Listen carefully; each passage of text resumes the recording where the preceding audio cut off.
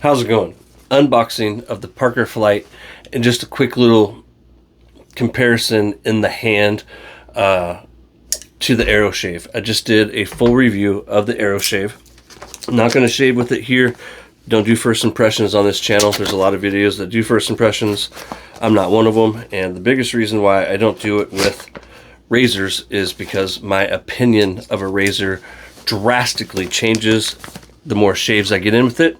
And with my razor review series, I don't do that razor review until I feel like I get to a point that my opinion of that razor will not change. And a good example, the next razor that I will be reviewing in that series, if I would have reviewed it after one shave, I would have given it a terrible review. But the razor that I'm doing next, since I've used it multiple times, the review is going to be totally different than what it would have been had I just did a first impression. I truly believe that a razor is just a tool, and the more you use a tool, the more you will get used to it. So this came from Super Safety Razors, and first thing I noticed that's different than the AeroShave is I have this aftershave sample to Goodfellas Smile. Paperwork. It comes in the same presentation box as the AeroShave. There's my AeroShave box over here. Exactly same box. And from what I can see, this is just a little leaflet telling you about the razor and how to use it down there. From what I can tell, this is the exact same razor as the AeroShave. They both have the same blade exposure of 0.015 millimeters.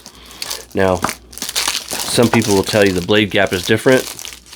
Nah, the AeroShave's blade gap is 0.59 millimeters, and the blade gap on the Flight is 0.60 millimeters.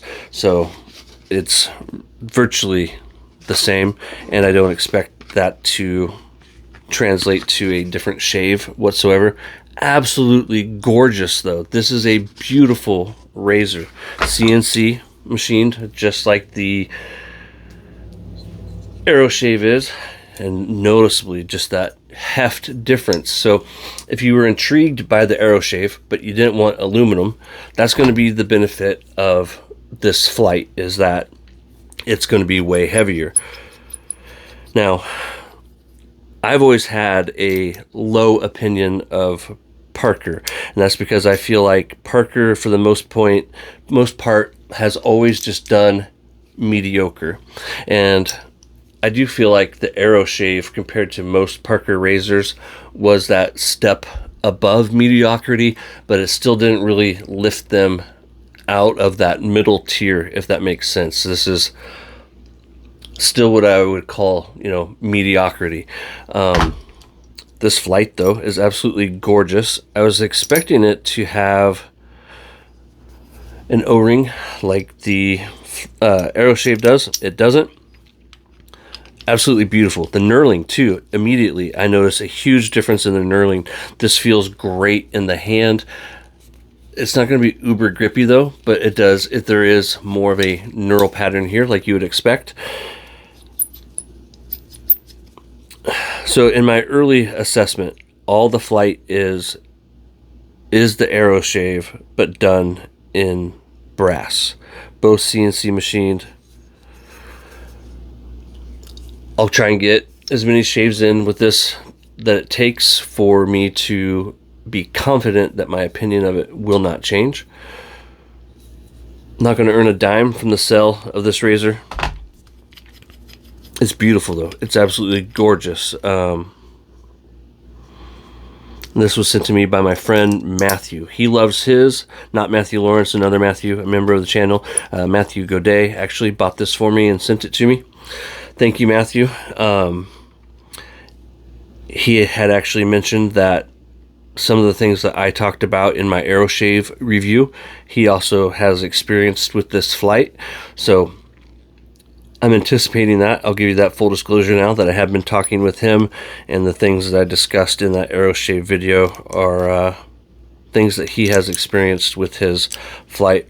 It's the little big things, my friends. For me, being thorough and honest is the core of what this channel is all about. That's all I got. Just a quick little unboxing. Absolutely beautiful presentation. Parker has really, done a great job with these two razors of just delivering a great presentation. I love this tweed look of the packaging.